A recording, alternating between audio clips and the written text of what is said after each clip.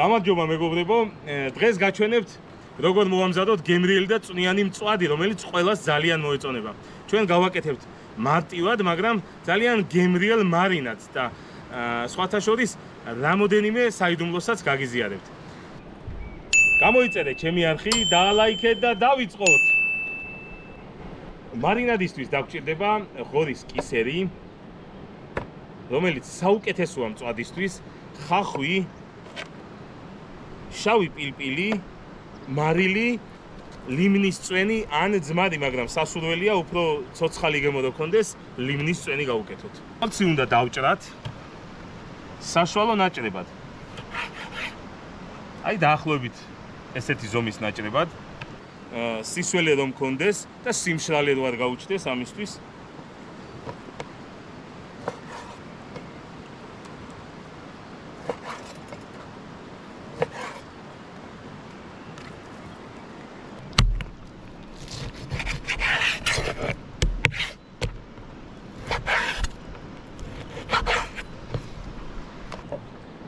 ეხლა გადავიდოთ ხახვის დაჭრაზე. ხახვი უნდა დავჭრათ რგოლებად.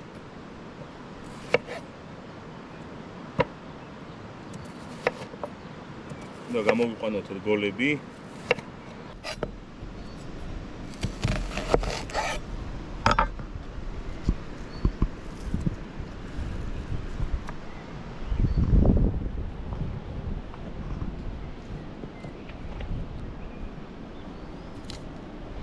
ვაყრით მარილს.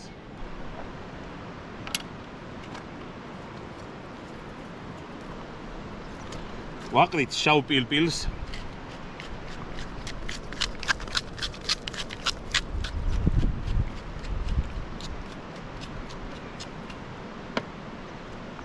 დავჭრით ლიმონს.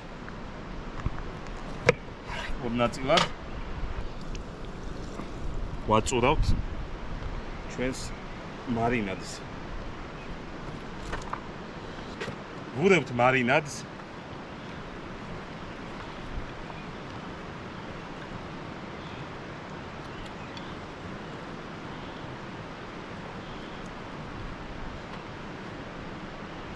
ვადებთ აი ამ რგოლებს, რაც წეღან დავიტოვეთ და შევეცადოთ ამ რგოლებთან ერთად მარინადის მორევისას ეს არ დაგვიზიანდეს.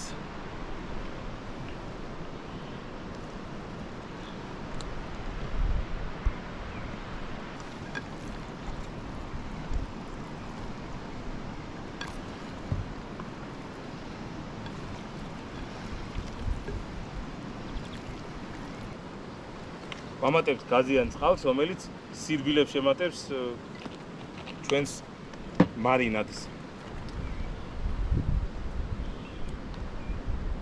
და ურევთ.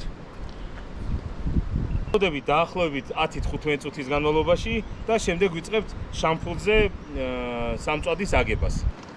გამზადებული მარინადი წამოვაგოთ შამფურზე და გავამზადოთ ნაკვეჭხალისთვის.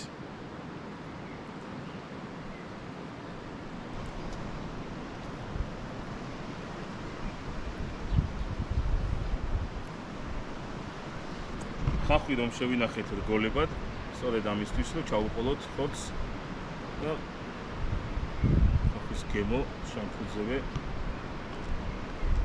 მიიღოს ჩვენმა სამწვადემ.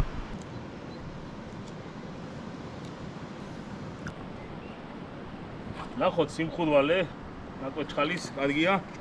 ვიწყებთ დალაგებას შამფურების.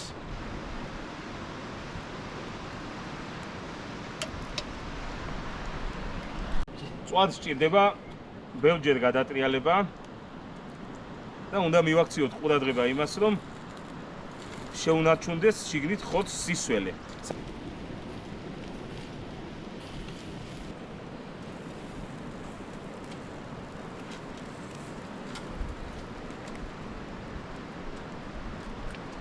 მაგარია.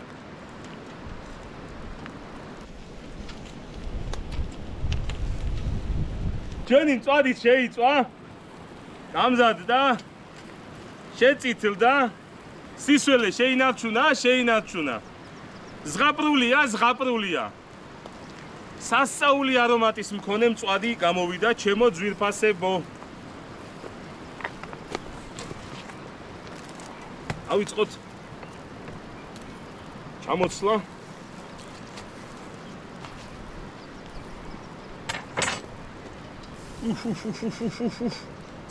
წამიღო. ოხში ვარმა.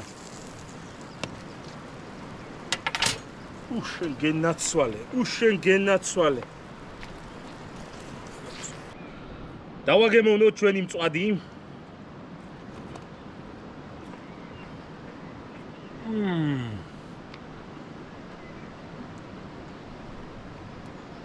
სასწაულია.